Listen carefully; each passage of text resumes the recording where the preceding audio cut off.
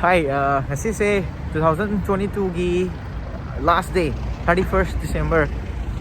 Ngasi se ngasi no mesida dum 2022 se loi garni and then hayeng dagi di 2023 lani. So handagi 2022 se ID nuai ba event mam haidi tholok mam thoe and then nuai tup se mam thoe. Do ngasi se khoi mana ba khra hai ta ne.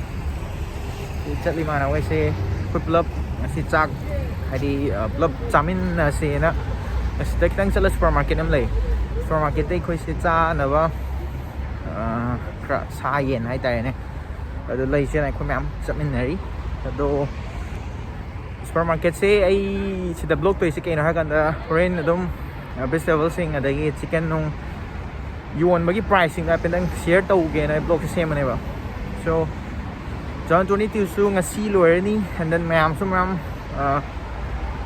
party tàu bờ khop cái mẹ số em tàu bia mà ní, nên là khôi su tàu ghé na, đúng không na, tàu nó có chơi lấy vật chất bên này vậy, so here we are, we locked down in different cities, and our virtual connection falls apart. Guess it's been too many years since California. Now the memories of us is all I have. See, one day I'm gonna reach ya, take a plane for many miles. We pretend that time didn't pass us by when we're on Mulholland Drive. Handaki 2022 se ngasi na aroiba numit oy like 31st December. Ado handaki 2022 se nuai ba haidi ke mam su thoe nuai da su mam thoe Pero nuai ba hire ga di koi Messi fans especially for Messi fans ki di ta ki World Cup lo gre and then nuai ta ba su mam thoe nuai ta ba se like koi gi Ukraine Russia war and then recently koi manipuri gi bus accident da koi sisters mam brothers mas yaw ba lai gi da ba do su am nuai te and then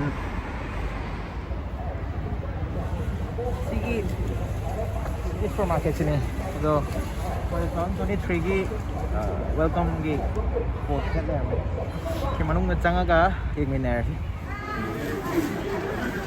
vegetable gi section sile blended with sunflower tea hindi blended with Ito slow ka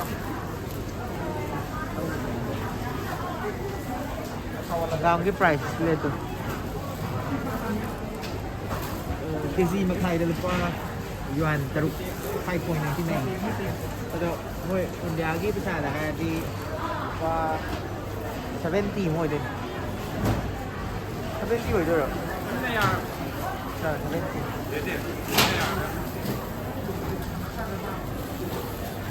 ಅದು ಅಪ್ಪ ಹಾಕೊಳ್ಳಿ sir Abhi ಕೊಟ್ಟಿದ್ದೆ ಅಭಿ ಬಂದಿದೆ ಅದು ಅದ್ರಿ ಆಗ್ಬೋದು sir friend Tadi ngomong dia mapun dah nè Tadi mapun chứ ta Okay này 3.99 qua 45 mua tảng thì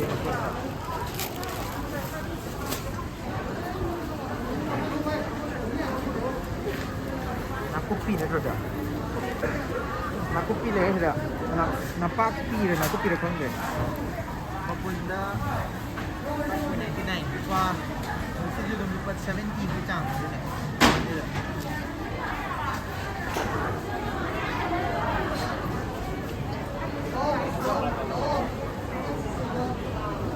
Ô mà đâu có gì. Ao đi cái số hào để kia tù. Sao sao nó hiện rồi.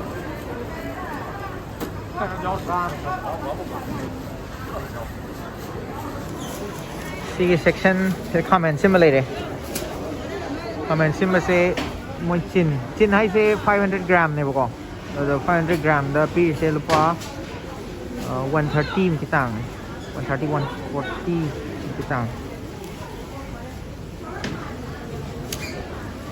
habi le habi na kilo makai da Kano biba 7 yuan 699 lupa 80 cái chang thabi je makhal ani thoe ba ko ado moi sida yoli sing je khoi na kg hai na moi na mu kg da chatte ba like chin hai se the 500 gram da lon chat ba kamen le kamen se kg khai da lupa 3.68 lupa 40 rupees dem sa da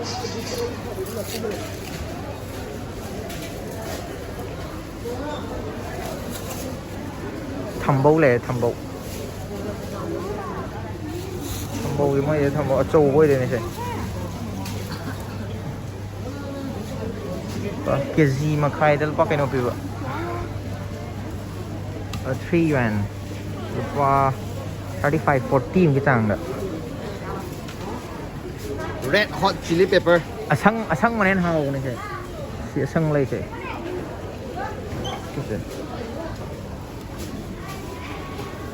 mua tiệc bà sang bà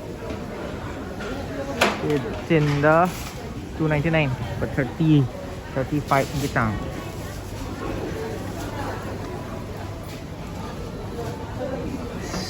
xa yên sao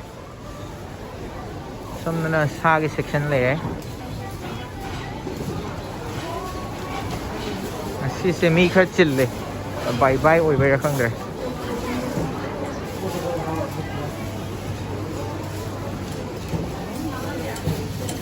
lối cây chẳng kìa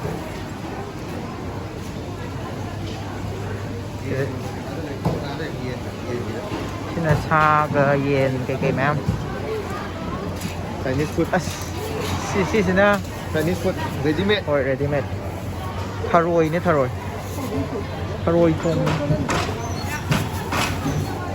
có kẹp gì kìa thà rồi thùng thì lúc cái gì mà khai đến 9.8 và cham mà cái hell this is ready made làm thế này fry cái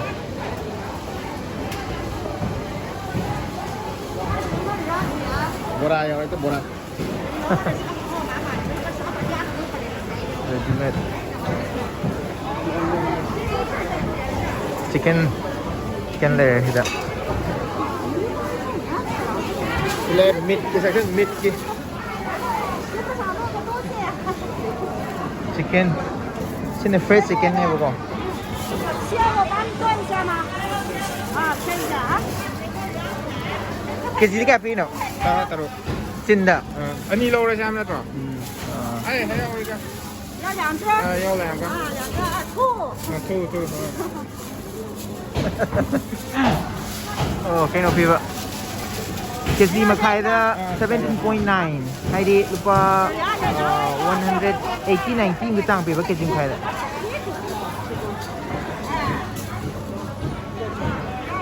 xin là fresh này bà có đó fresh này ta bà frozen như này bà khâu khung bà Ini frozen lah. xin là frozen section frozen đi am khung này manu terus ya manu frozen play cái gì khai ra lupa 60 India cái besar dah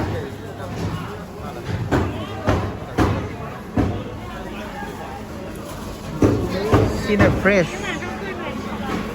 di loi tang eh fresh tu sudah apa 12.9 ni nak dia pasal lepas tahun yang timu nanti tahun ni dia lupa sama kun sama aduh si frozen tadi mohong eh pak frozen lagi sini orang frozen ni pak dah hawa di fresh macam ni lah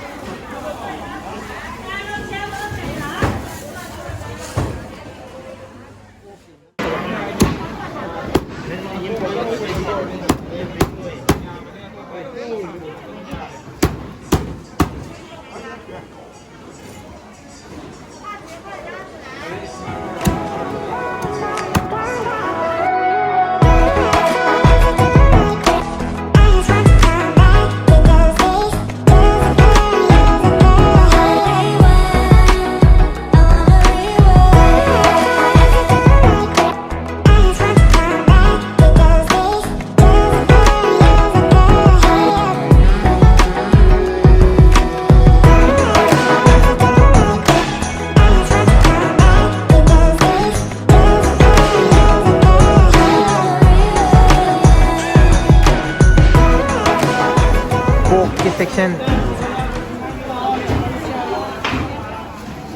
po ata niyo pareng je po ata price ay wala ke price kg makhai da lupa 150 cái trang in đẹp sao đó ở mỗi cái đó 13.9 cái gì mà khai được sao mà chín dễ mà đó cái này cái mà thế nào rồi mỗi Chinese cái gì cơ hay đi làm pha mấy cái gì hay đi mỗi cái giá mà xa thế cô mấy cái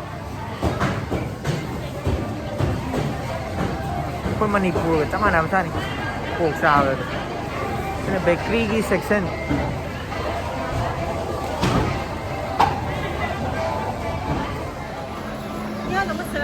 บิฟตี้ติดต่างมั้ย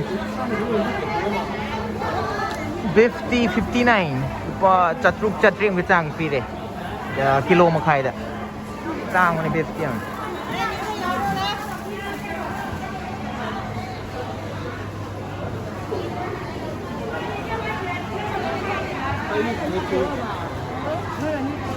sunflower मुझे sunflower से quality के में तो इन लोग खेने ही बको तो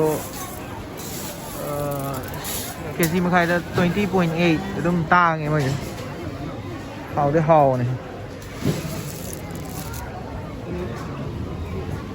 सिरंगा हुआ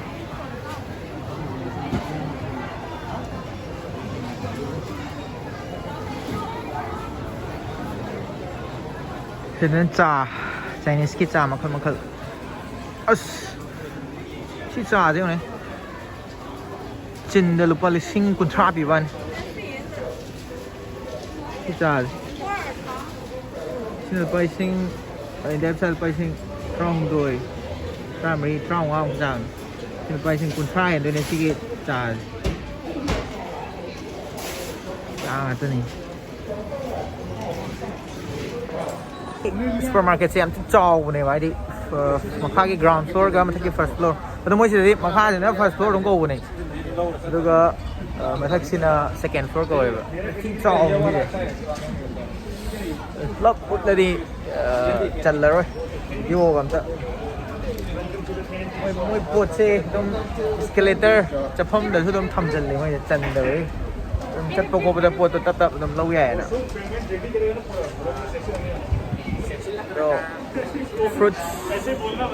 fruits का लई है friend जाना बा fruits की section ले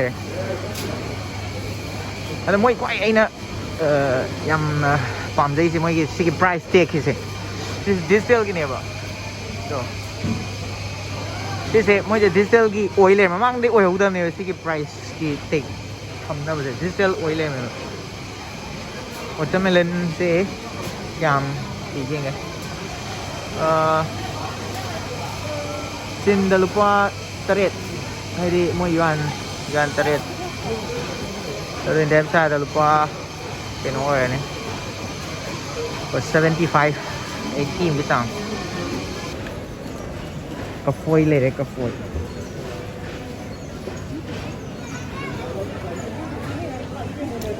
กาแฟเซlupa teruk jenda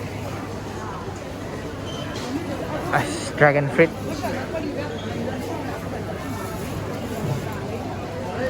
fruit se jenda lupa mga yuan mga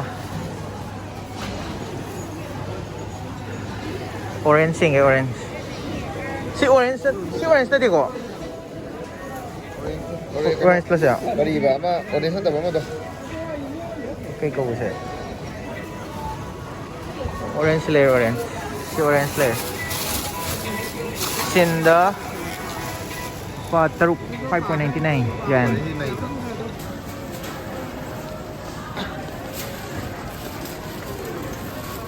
kung lang sa dalaw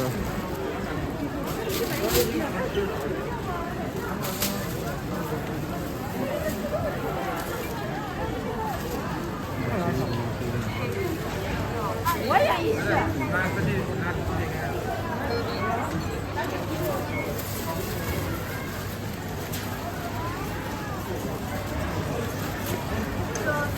lupa taret ke 15 lupa 80 dar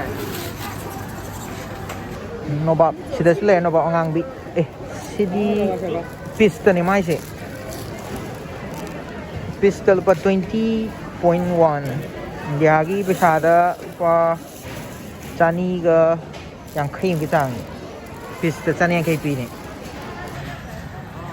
Chinese ke je nobabที่ฟาร์มมันเองเลยหนูความห่างด้วยดินี่ที่ไหนคุณมองหน้าพี่วะที่ไหนขัดตังเอาเวลำนี่เอาเวลำนี่บ่เฮ้ยซึ่งตัวบ่เบรกกับมันแล้วตัวโยนเลยกี่ห้มKilum kaya dalam gua 9.9 English na banana.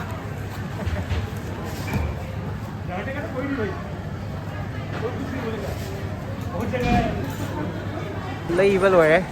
Đâu counter. Pay oh counter. Shipper yang je lah pay tau ini ba.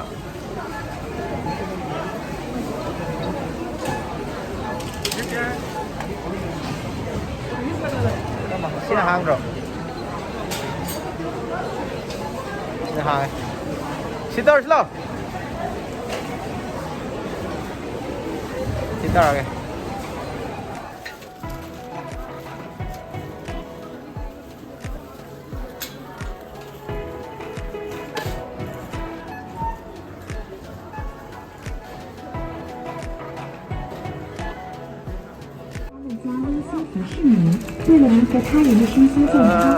Mua lên một lùi đấy. Điều nào mà rất là trở lại cái xoay đấy. Ok, đăng kịp lột không thế này. Hai cây nó đúng hai đô. Coconut. Apple. Juice lagi tero. My favorite spot. Juice, natro. Ay mahi kara.